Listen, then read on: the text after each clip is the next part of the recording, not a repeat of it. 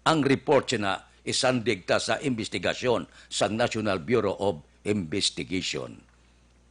Kabay pa nga maluban ini timprano para nga wala sambiak sa tunga sang PNP kag Armed Forces of the Philippines. Action Radio Philippines Standard Time Lasais, 46. Mabalik kami pagkatapos ini.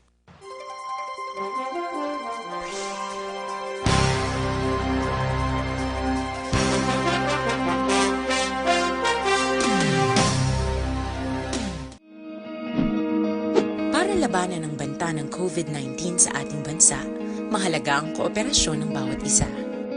Ang pananatili sa loob ng bahay ay isa sa pinakasimple pero pinaka-epektibong paraan para hindi kumalat ang virus. Kunwari, ikaw ang tuldok na ito. Malusog ka at malakas. Lumabas ka ng bahay. Ang hindi mo alam, may nakasalamuha ka ng may COVID-19. Tandaan, mahirap malaman kung sinong may virus, pero madali itong maipasa sa iba. Pwedeng naipasa na pala niya ang virus sa iyo nung umubo siya o bumahin. O baka naman ay nahawa na dahil humawa kayo sa parehong bagay na kontaminado. Ngayon ay mayroon ka na ring COVID-19. Isa ka ng carrier na makakahawa sa iba. Dahil maaaring ilang araw pa bago lumitaw ang sintomas na ubo, sipon, hirap sa paghinga at lagnat. Pwede ring wala kang nararamdamang sintomas, ngunit nakakahawa ka pa rin. Pag-uwi mo sa bahay, maaari mong mahawahan ang iyong pamilya.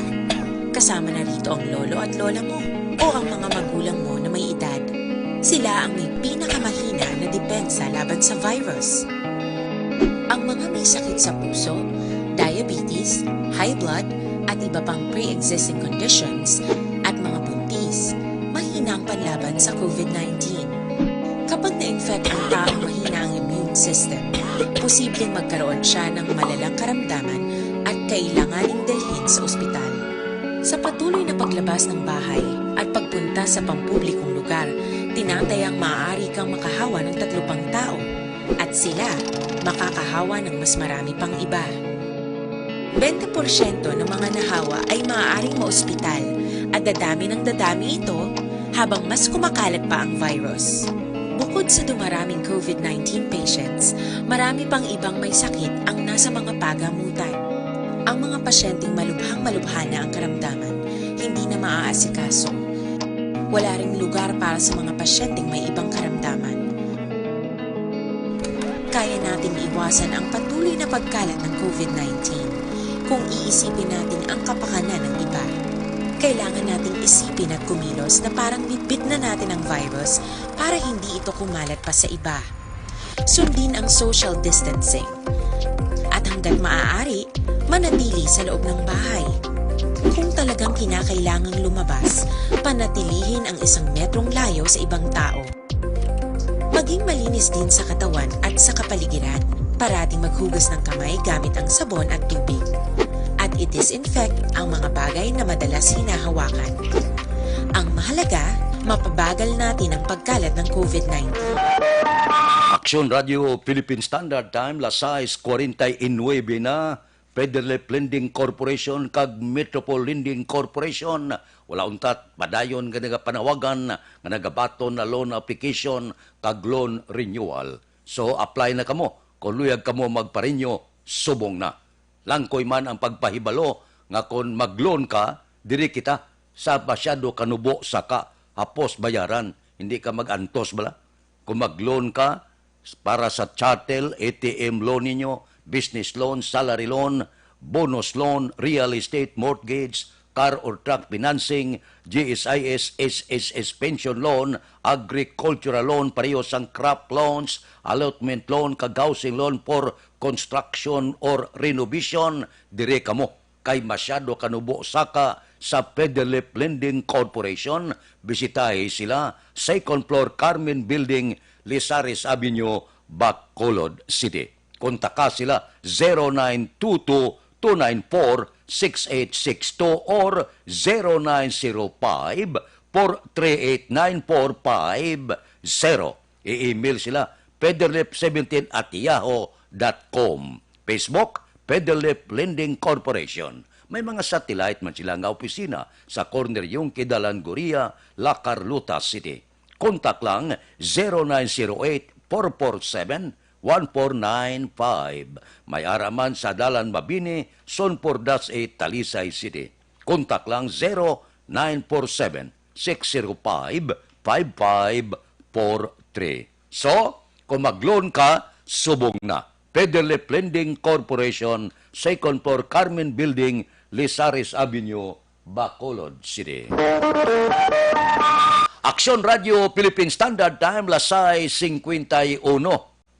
Gasala-sala ang pungsod Pilipinas. Loan dire, loan dito. Mahimo pa sulo sa presidente ibaligya ang mga assets ng gobyerno sa pungsod Pilipinas para lang nga itambal kung may aragin man bulong para sa COVID-19. Tikinanglan ang buwis pasakaan man ang tanan nga mga negosyante subong ang iba na nirana bangod sining COVID-19. Ariyo, ang dako kung tani nga kuluan sang buwis, amo ini ang isa ka higanting nga television network, ang ABS-CBN, bilyon sining inabayad kada tuig. In terms sa taxes, ano muna kay ginpasira ini. Nadugangan pa, kay ang inti nagmando pa sa Sky Cable ang subsidiary sang ABS-CBN nga untatan ang operasyon sa pag-broadcast. Porte, no?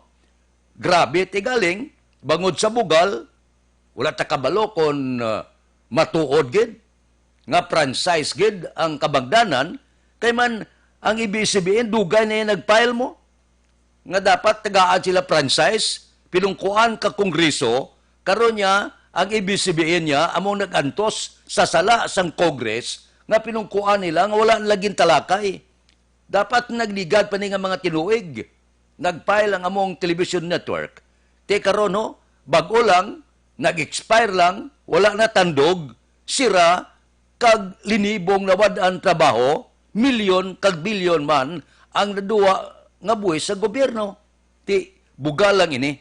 Lantaon ta, kay pilas ang aton sini Mamalida, nagapalayag na, nya kung tani untatan na ini, ang isyo sang among television network, tutukan ang pagpakig-away sa COVID-19. Ambot niya kung ano ang rason ko nga purtige na panghigabot sa ABS-CBN sa likod nga pagkadamo-damo gali sa mga broadcasting company ang nagaoperar nga wala pa sang prangkisa, ara man, naga-standby man sa kongreso. Ini ang mga 15 ka mga broadcast industry o kung broadcast company, gintugutan niya. Nga padayon nga mag-broadcast samtang gin-single out niya ang ABS-CBN. Kung si Senador Risa Hontiveros pa, linga sa gobyerno, utatin nyo na. Kinakuhaan ta na buwis, hindi niya isyong isusumong COVID-19. Ang hagad nyo arangkaya, among ABS-CBN. Tanan-tanan na lang hala, daw hindi na among investigasyon. Ang lain pa, ang investigasyon sa kongreso kung pamatian mo, wala sila ebidensya. Ginakuha lang ebidensya sa mga personnel pa sa among television network. Daw balis ka daw. Aksyon Radio Philippine Standard Time, Lasay 54 na. Mabalik kami pagkatapos ini.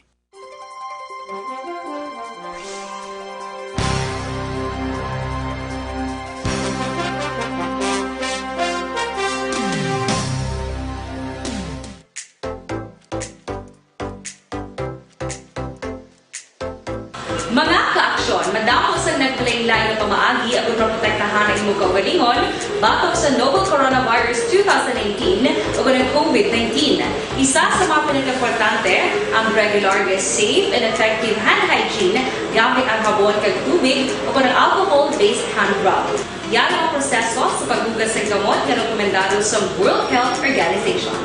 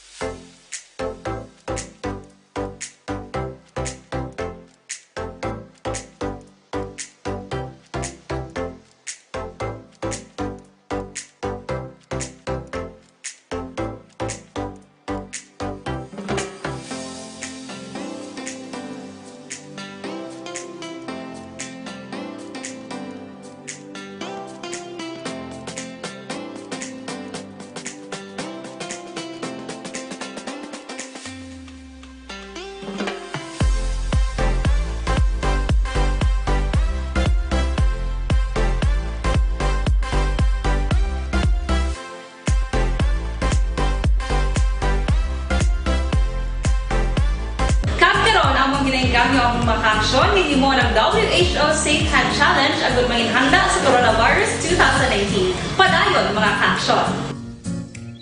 Aksyon Radio!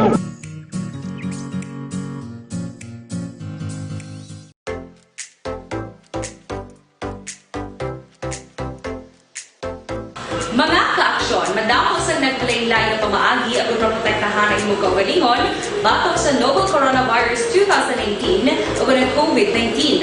Isa sa mga pinaka-importante ang regular, safe, and effective hand hygiene gamit ang habon kag tubig o ng alcohol-based hand rub. Yan ang proseso sa paghugas ng gamot na rekomendado sa World Health Organization.